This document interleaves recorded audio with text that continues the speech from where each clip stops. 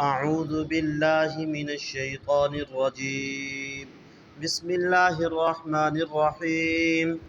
ألم تر إلى الذي حاج إبراهيم في ربه أن آتاه الله الملك إذ قال إبراهيم ربي الذي يحيي ويميت قال أنا أحيي وأميت قال إبراهيم فإن الله يأتي بالشمس من المشرق فأت بها من المغرب فبهت الذي كفر والله لا يهدي القوم الظالمين.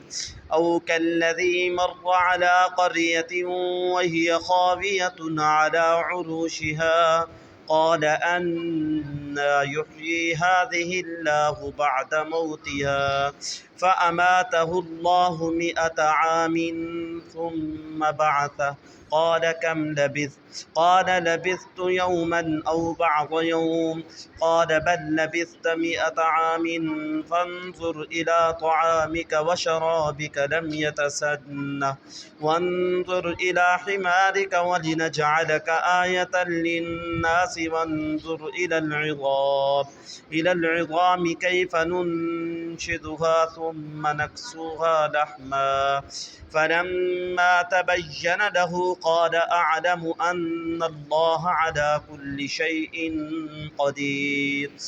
وإذ قال إبراهيم رب أرني كيف تحيي الموتى قال أولم تؤمن قال بلى ولكن ليطمئن قلبي قال فخذ 4 من الطير فصرهن إليك ثم اجعل على كل جبل منهن جزءا ثم ادعهن يأتينك سعيا واعلم أن الله عزيز حكيم.